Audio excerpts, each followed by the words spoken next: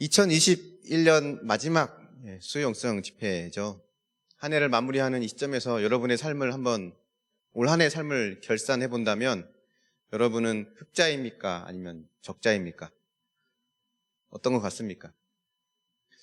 한 해를 마무리하게 되면 사업을 하시는 분이나 기업을 하시는 분들, 모든 분들이 이제 올해 매출은 얼마고 지출은 얼마였고 수익은 얼마였고 이런 결산을 내게 됩니다. 오늘 말씀의 제목이 내 손에 있는 것이 무엇이냐인데, 하나님께서 올 한 해 우리의 삶을 보시면서 지금 너의 손에 들려 있는 것이 무엇이냐 라고 물으신다면 우리가 과연 어떻게 대답을 할 수 있을까요? 이 모세에게 던진 이 질문이 오늘 우리에게 어떤 의미가 있는지를 한번 조심스럽게 살펴보려고 합니다. 여러분 아마 모세의 인생을 잘 아실 겁니다. 모세의 인생을 잘 표현한 찬양도 있죠. 요게벳의 노래라고, 작은 갈대 상자 물이 새지 않도록 역청과 나무 진을 칠하네, 시작을 합니다. 이렇게 갈대 상자에 아기가 담겨서 나일강에 띄어지고 바로 공주의 눈에 발견이 되고, 그래서 그 아이는 목숨을 건졌을 뿐만 아니라 공주의 아들로 자라게 됩니다. 당시 이집트는 당대 최고의 강국이었고 모세는 그곳에서 문무를 겸비한 엘리트 교육을 받습니다. 근데 하루는 모세가 애굽 사람을 쳐 죽이죠. 그리고는 그 길로 도망을 가면서 미디안 광야 생활을 하게 됩니다. 그 광야 생활이 무려 40년이 됐습니다. 40년간 모세가 양을 치는 일을 하고 나서 그의 나이가 80세쯤 되었을 때 하나님께서 모세를 애굽으로, 이집트로 보내려고 하십니다. 가서 너희 민족을 놓아주라고 바로왕에게 요청해라는 거예요. 근데 모세는 그 명령에 선뜻 순종하지 못합니다. 순종하지 못하는 모세의 마음이 너무나도 이해가 돼요. 그렇게 순종하지 못하는 모세에게 하나님이 던지신 질문이 이겁니다. 너희 손에 든 것이 무엇이냐입니다. 그때 모세의 손에 무엇이 들려 있었을까요? 지팡이입니다. 그죠? 지팡이. 왜 하나님께서 모세의 손에 들려 있는 것을 물어보셨을까? 모세의 손에 지팡이가 들려 있는 걸 모르시는 건 아닐 텐데 왜 하나님은 모세에게 그 질문을 하셨을까? 오늘 이 부분을 좀 집중적으로 보려고 합니다. 먼저 모세의 입장을 한번 생각해 보면 좋을 것 같아요. 이집트에서 엘리트 교육을 받고 자랐지만 그렇다고 해서 모세가 자신이 이스라엘 사람이라고 하는 정체성을 잃어버리지는 않았던 것 같습니다. 종종 밖에 나가서 자기 민족 사람들이 학대를 당하고 그런 강제 노동에 시달리는 걸 보면서 안타까워하곤 했습니다. 그러다가 하루는 이 욱하는 성질을 참지 못해서 애굽 사람을 죽이게 되고, 그런 걸 보면 의협심도 있고 또 어떤 그 마음속에 민족의식도 있는 그런 청년이었던 것 같습니다. 근데 그 살인사건 때문에 결국 광야로 도망가게 되고, 그때 모세의 나이가 성경에 보면 약 40세입니다. 40세면 뭔가 해볼 만한 나이잖아요. 저도 만 40세에 개척을 했거든요. 한창 이제 뭔가 배웠던, 문무를 겸비하면서 엘리트 교육을 받았던 그것을 이제 사용해서 뭔가 해볼 수 있는 그 나이에 그는 광야로 도망가게 됩니다. 광야가 어떤 곳인지 여러분 잘 아실 겁니다. 일단 사람이 없어요. 미디안 광야에서 물론 십보라라고 하는 여인을 만나서 결혼도 하고 아이도 낳지만 40년간 모세가 한 일은 아무도 없는 적막한 광야에서 양을 보는 것이었습니다. 이집트에서 배웠던 그 뛰어난 학문, 지식, 당대 최고의 교육, 궁궐에서 배웠던 그 수준 높은 교육들 아무 소용이 없었습니다. 40년간 양을 치면서 다 잊어버렸을 거예요. 하루 종일 양만 돌보면서 누구랑 말할 수 있는 기회조차 없었습니다.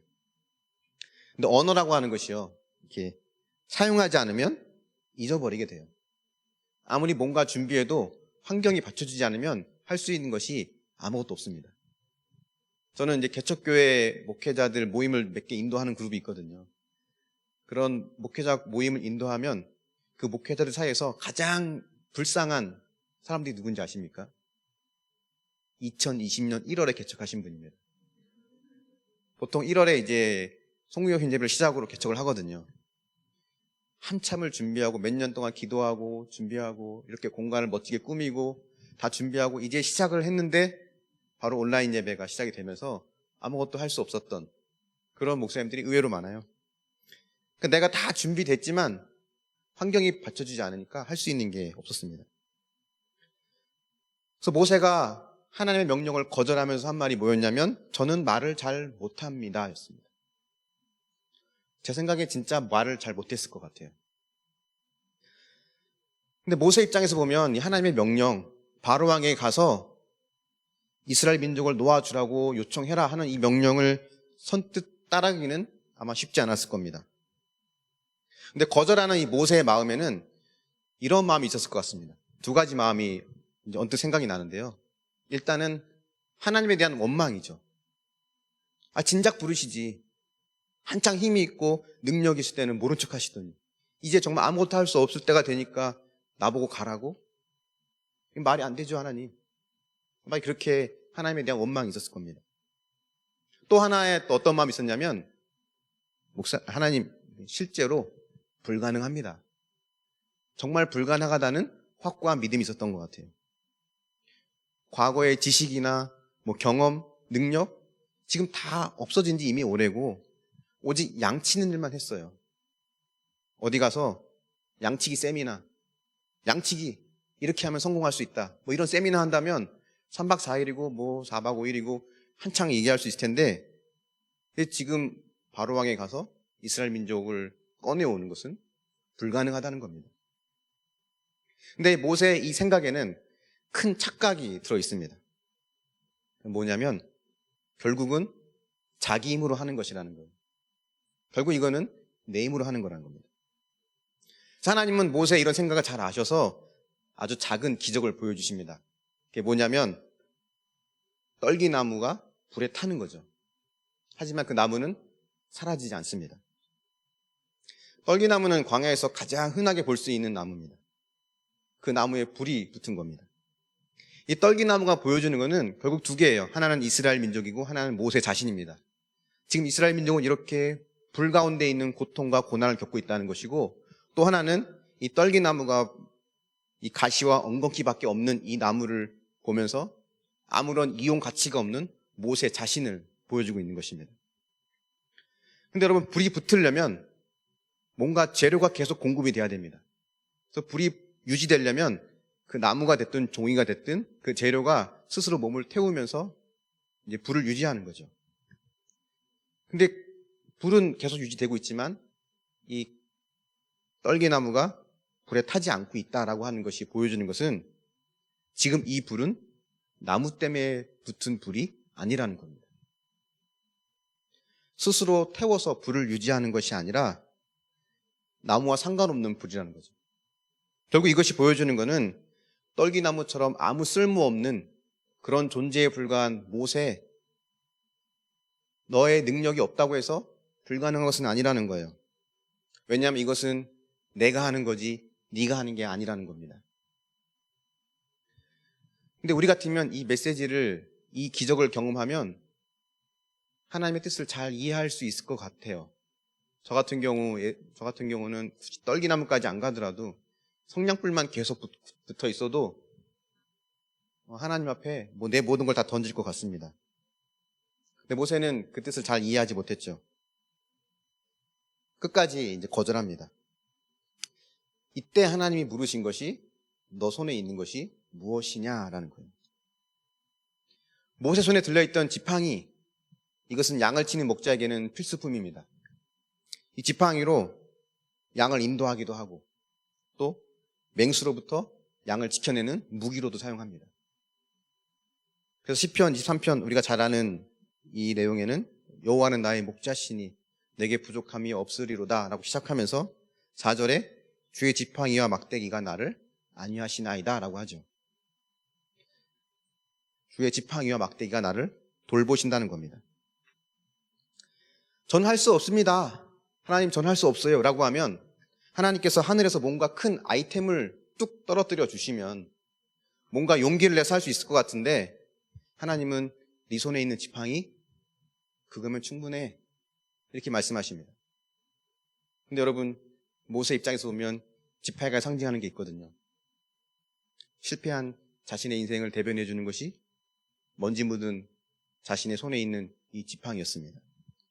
40년간 광야에서 양을 치는 것 외에는 한 것이 없는 그 지팡이 하나만 들고 있는 자신의 현실을 하나님은 그걸로 충분하다고 하십니다. 왜 하나님 보시기에 그걸로 충분할까? 이것은 모세의 역할을 보면 좀 이해가 됩니다. 모세는 이스라엘 백성들을 애굽에서 건져내고 가나안 땅까지 인도할 사람이에요. 그러기 위해서는 반드시 광야를 통과해야 합니다. 근데 이스라엘 백성 전체 중에서 광야를 경험해 본 사람은 모세가 유일합니다. 다른 사람들은 다 애굽에서 노예로 일을 했을 뿐이에요. 광야가 어떤 곳인지, 낮과 밤이 얼마나 다른지, 거기선 어떤 위험이 있으며 그때마다 어떻게 대처해야 하는지 이걸 누구보다 모세는 잘 알았습니다. 그런 광야에서 모세는 양을 돌봤죠. 근데 그 양을 돌보는 그 과정 속에서 모세는 또 다른 훈련을 받습니다. 여러분, 양이 얼마나 고집세고 완고한 동물인지 여러분 아십니까? 하나님은 주님 우리의 목자 되시고 우리는 그분의 양이라고 할 때는 우리가 순수하고 귀엽고 착해서 양이라고 한 것이 아닙니다. 양만큼 고집세고 완고한 동물이 없어요. 목자가 아무리 가자고 해도 자기가 내키지 않으면 꿈쩍도 안 합니다. 꿈쩍도 안 해요. 그래서 보통 양과 염소를 같이 키우거든요. 그러면 양 3마리, 그 앞에 염소 1마리, 그 양 3마리, 그 앞에 염소 1마리 이렇게 세워서 간다고 합니다. 왜냐하면 염소는 무조건 들이박는 성질이 있거든요. 염소는 무조건 앞으로 가려고 하고 양은 꿈쩍도 안 하려고 하고 양은 시력이 안 좋으니까 앞을 못 봐요. 앞에 가는 동물의 엉덩이만 보고 갑니다. 염소가 움직이면 양도 같이 움직이고 그리고 골짜기를 가다가 구덩이에 빠지면 양은 그 구조상 스스로 힘으로 나올 수 없다고 합니다. 그래서 시편 23편에도 내가 사망의 음침한 골짜기를 지날지라도 두려워하지 않을 것은 주께서 나를 돌보시기 때문이라고 하죠. 아마 저나 여러분이 양을 돌본다면 이 고집스러운 꿈쩍도 안 하는 이 지긋지긋한 양 때문에 어딘가에 암이 왔을지도 모릅니다. 근데 모세는 이런 양을 40년간 돌봤어요. 민수기 12장에 보면 모세의 온유함이 온 지면의 모든 사람보다 더하다라고 하거든요. 모세가 저절로 온유해진 걸까요?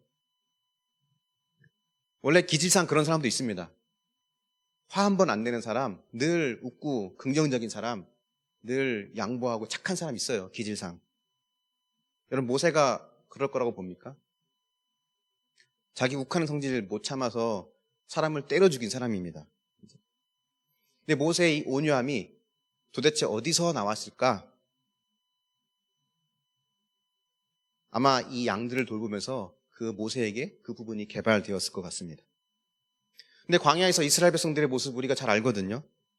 고집세고 불만 많고 원망하고 툭하면 애굽으로 돌아가자 하고 잠깐만 안 보이면 금송아지 만들고 그가 그렇게 그런 지긋지긋한 말 안 듣는 완고하고 고집센 이스라엘 백성들을 40년간 광야에서 참아낼 수 있었던 그 힘은 그 광야에서 40년간 양을 돌봤기 때문에 가능한 것입니다. 내 손에 든 것은 하나님 지팡이밖에 없는데요. 이건 나의 실패한 인생을 보여주는 겁니다. 라고 말할 수 있을 때 주님은 그 지팡이야말로 내가 가장 잘 세팅해 놓은 환경이고 너에게 가장 적합한 조건이라는 거예요. 무의미해 보이는 광야 생활입니다. 매일 똑같은 양만 돌보고 있고 누구와 대화할 수 있는 기회조차 없는 언제 이 지긋지긋한 생활이 끝이 날까 하는 이 무의미해 보이는 광야 생활이었지만 그것이 바로 하나님이 모세를 위해 준비한 기간이었다는 거예요. 때론 우리에게도 이런 모세와 같은 심정이 있을 때가 있는 것 같습니다. 아무리 봐도 내 인생은 실패한 것 같고 내세울 만한 게 없는 것 같아요. 내가 지금 왜 이런 무의미한 시간을 보내고 있나라고 하는 이 광야 생활의 끝이 보이지 않는 가운데 낙심하고 있을 때 주님은 우리에게 이렇게 말씀하실 것 같습니다. 너 손에 있는 것이 내가 너를 위해 준비한 최고의 세팅이었다는 거예요. 여러분은 지금 어떤 광야 생활을 보내고 있습니까?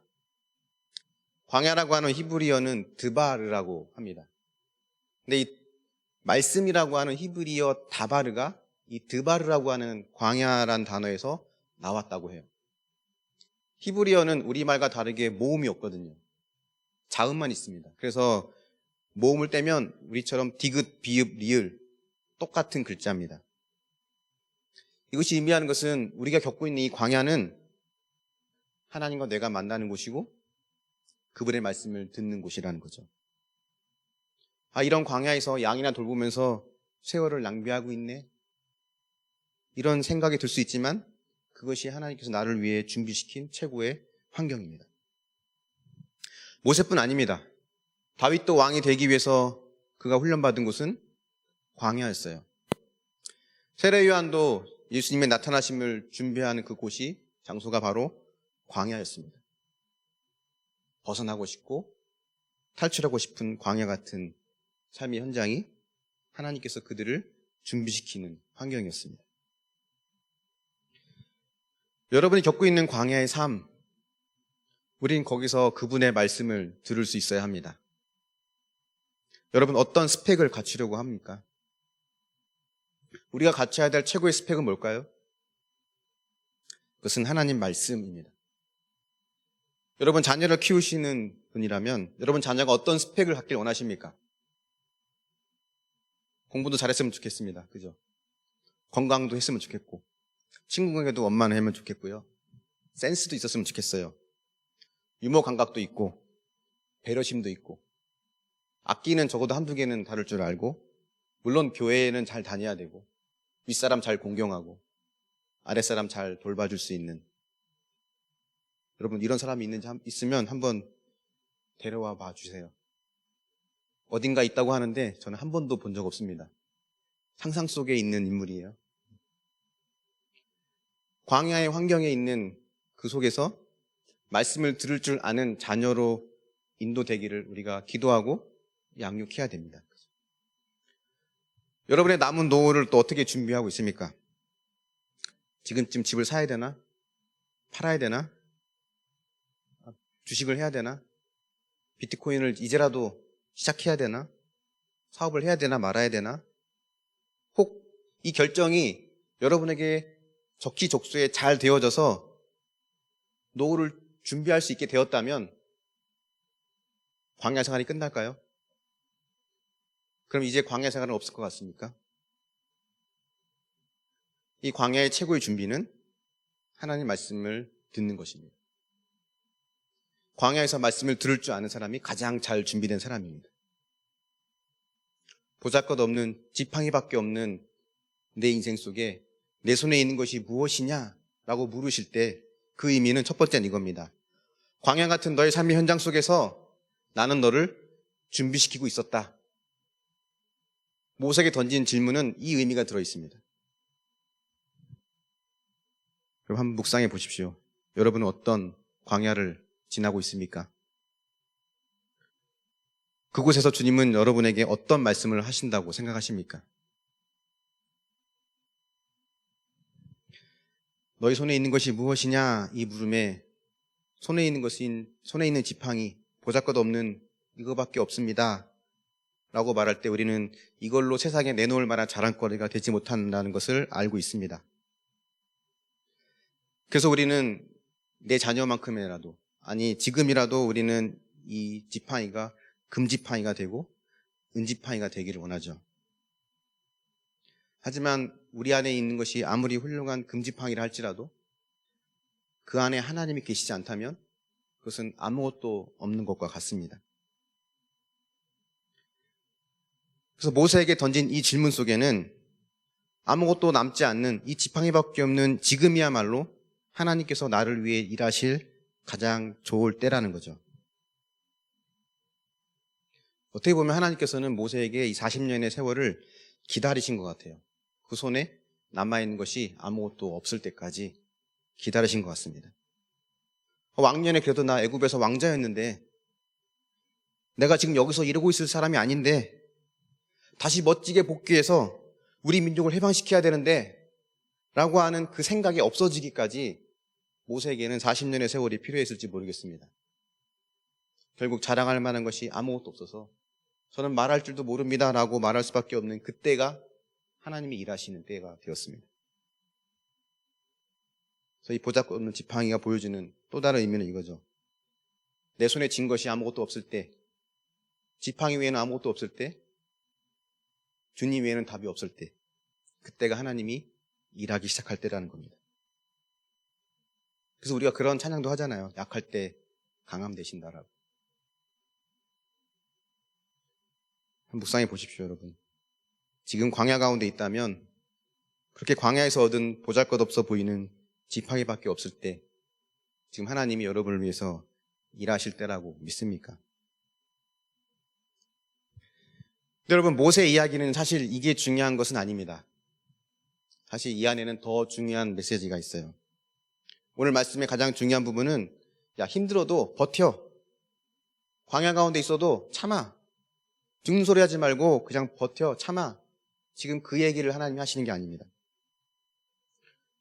하나님께서 지팡이를 던지라고 하셔서 모세가 던졌죠. 그 지팡이가 뭐가 됐나요? 뱀이 됐습니다. 그리고 하나님께서 모세에게 손을 내밀어 뱀의 꼬리를 잡으라고 하십니다. 여러분 혹시 뱀 잡아보신 분 있습니까? 저는 군대에서 뱀을 좀 여러 번 잡아봤거든요. 보통 이제 군화를 신으면 군화는 이제 튼튼해서 뱀이 물어도 웬만큼 이제 뚫리진 않아요. 그 뱀을 잡을 때 어떻게 하냐면 그냥 가서 뱀의 머리를 밟습니다. 아니면 긴 나뭇가지로 머리를 쿡 눌러서 머리를 제압해요. 꼬리를 밟으면 물려요. 꼬리를 잡으면 100% 물립니다. 그래서 항상 머리를 제압합니다. 그래야 가장 안전하거든요. 근데 하나님은 모세에게 뱀의 꼬리를 잡으라고 하세요. 왜 뱀의 꼬리를 잡으라고 하실까요? 그 이유는 창세기 3장 15절에 있습니다. 내가 너로 여자와 원수가 되게 하고 내 후손도 여자의 후손과 원수가 되게 하리니 여자의 후손은 내 머리를 상하게 할 것이요 너는 그의 발꿈치를 상하게 할 것이니라. 뱀의 머리는 이미 제압됐어요. 누가 제압하셨나요? 하나님이죠. 좀 구체적으로 말하면 여자의 후손입니다. 즉 예수 그리스도를 통해서 뱀의 머리는 완전히 짓밟혔습니다. 더 이상 머리를 잡을 필요가 없어요. 모세가 뭔가 하기 전에 이미 하나님께서 다 승리를 거두십니다. 이미 승리를 이루셨습니다. 바로 왕에 가서 모세가 갈 때에는 이미 하나님은 이스라엘 백성들을 건지시기로 계획하셨고 이미 다 완성하셨습니다. 그럼 이쯤 되면 한 가지 또 의문도 들어요. 아니 그럼 왜 굳이 안 하겠다고 못하겠다고 하는 모세를 데려다가 하시는 걸까요? 하나님께서 이미 승리하셨으면 모세 없이도 하실 수 있으시면 그냥 하시면 되지 모세 없이도 할 수 있는 그분이 왜 굳이 그렇게 안 하겠다고 버티는 모세를 설득시켜 가면서 손에 품에 손을 넣었다 빼면 또 나병이 됐다가 또 넣었다 빼면 깨끗해졌다가 뱀의 꼬리를 잡았다 안 잡았다 왜 이런 설득의 과정을 통해서 모세로 하여금 그걸 기어코 하게 마실까요? 하게 만드실까요? 결국 이유는 이겁니다. 사랑하는 사람과 이 승리의 기쁨을 함께하고 싶은 겁니다. 십자가에서 생명까지 내어주신 그 사랑은 매 순간 영원히 우리와 함께하고 싶어 하십니다. 금지팡이가 나를 구원해 주는 것도 아니고 행복하게 해주는 것도 아닙니다. 모세가 실력 있어서 이스라엘 백성들을 구원해 주고 행복하게 해주는 건 아닙니다. 물론 모세는 훌륭한 지도자죠. 하지만 우리가 알다시피 모세도 광야에서 죽었습니다. 어떤 의미에서는 그도 실패자였습니다. 결국은 실패했어요. 가나안 땅에 못 들어갔잖아요. 하지만 우리를 인도하신 주님은 참 목자 되신 주님은 모세와는 차원이 다르죠. 모세는 자기 죄 때문에 광야에서 죽었지만 참 목자이신 우리 예수님은 우리의 죄를 대신해서 자신의 생명을 내어주시는 죽임을 당하셨습니다. 모세는 가나안 땅에 들어갈 수 없었지만 참 목자이신 주님은 우리보다 먼저 가셔서 우리를 위해 처소를 예비해 주십니다. 그래서 우리는 너희 손에 있는 것이 무엇이냐라고 하나님 물으실 때 우리 감히 이렇게 답할 수 있을 것 같아요. 저 아무것도 없습니다. 주님, 저 손에 있는 거 아무것도 없습니다. 그러나 제 안에 주님이 계십니다. 저는 그걸로 충분합니다. 우린 이 고백을 어쩌면 올해 마지막 수요 예배를 통해서 하나님께 고백할 수 있을 것 같습니다. 말씀을 좀 마무리 지으려고 하는데요. 너의 손에 있는 것이 무엇이냐? 이 질문에 진짜 하나님께서 하고 싶은 의도는 야, 힘들어? 참아. 야, 믿는 사람이 그거 갖고 징징대냐? 네가 그러고도 집사냐? 권사냐? 네가 그러고도 목사냐? 참아봐. 모세 봐라. 40년간 잘 참으니까 나중에 크게 쓰임받잖아. 지금 하나님이 그걸 말씀하고 싶은 게 아니에요. 물론 그런 의미도 어느 정도 있겠지만 하나님 우리에게 내가 다 이루었으니 너는 그냥 나와 함께 기쁨을 즐기면 안 되겠니? 그럼 난 더 기쁠 것 같아. 난 매 순간 너와 함께 하고 싶어. 제가 가끔 안 믿는 남편과 갈등을 겪는 그 집사님들과 이야기하고 상담하다 보면